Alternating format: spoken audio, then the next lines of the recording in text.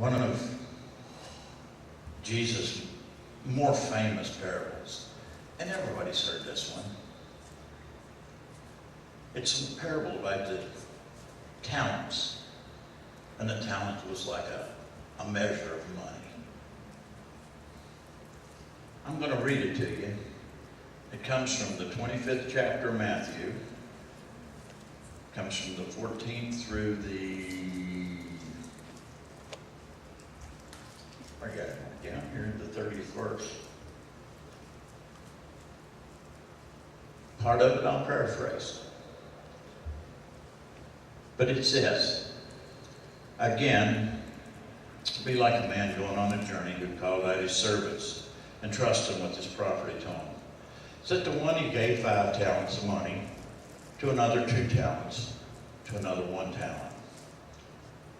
This is the part I like, each according to his ability. Then he went on his journey. To the man who received the 5 talents went at once and put his money to work and gained 5 more.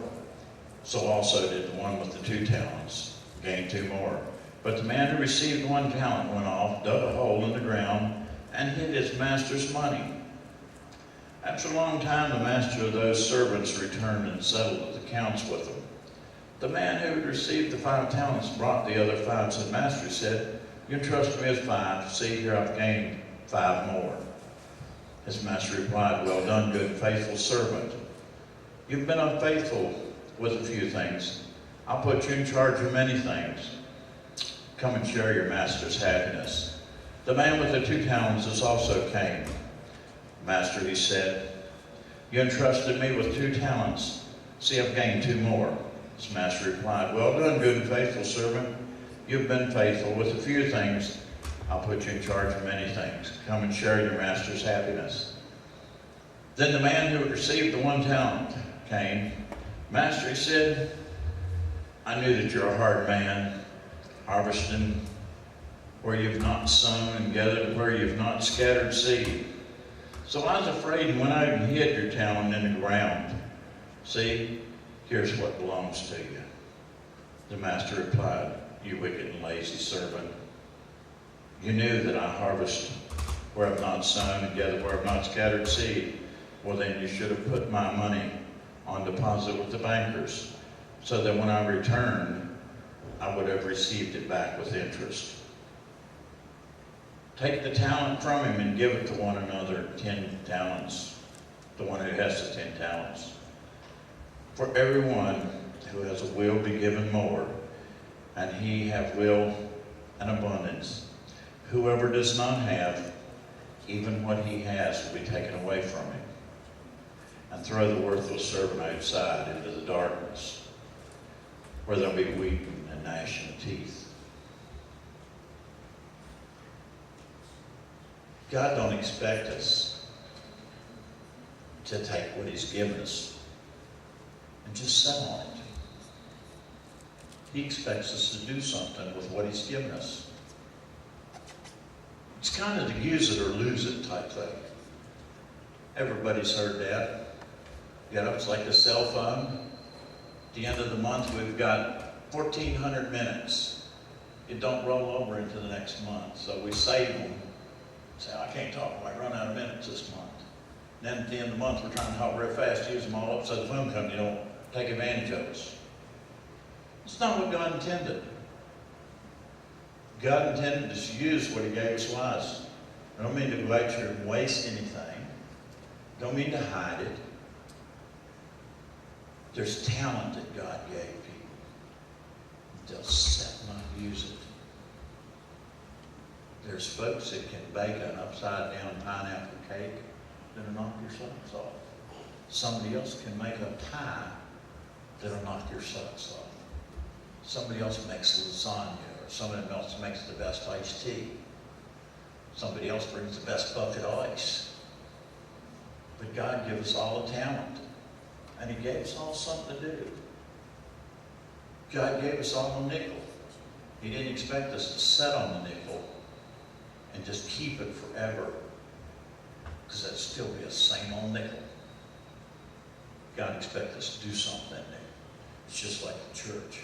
When it comes to missions, churches set here, and there's plenty of churches around, I know, that have got thousands and thousands and thousands of dollars on deposit on CDs, saying maybe we'll have a rainy day and need it. God didn't intend for us to take the money, put it on CDs and hide it.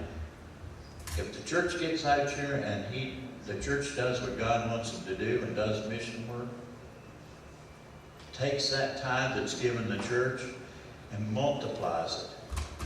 And when God multiplies the tithes, if you took 10%, let's say we took 10% of this group, and they went out and got each one of them, brought somebody back with them, and then took 10% of what was there this time and sent them out to bring somebody back in. Imagine how long it would take to fill up the church building. That's 10% of your resources.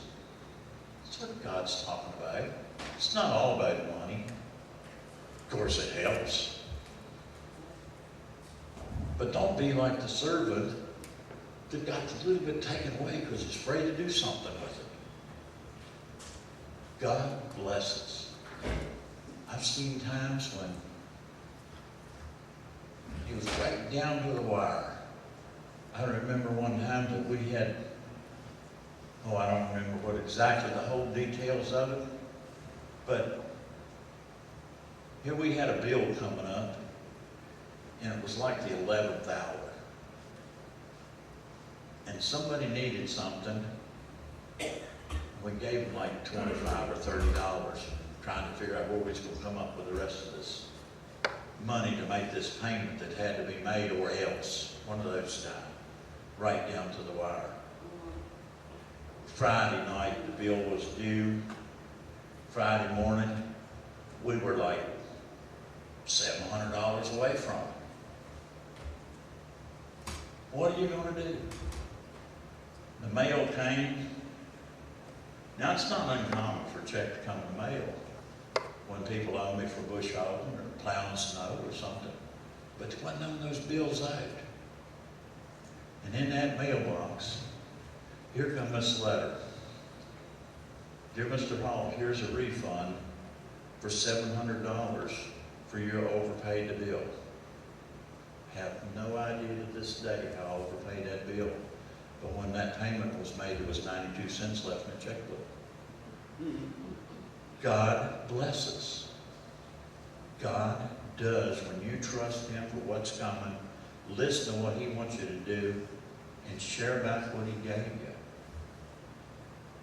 Now, He don't say nothing about going out and get stupid. Don't get out there and be foolish with what He gave you. That's the same as just hiding and digging a hole.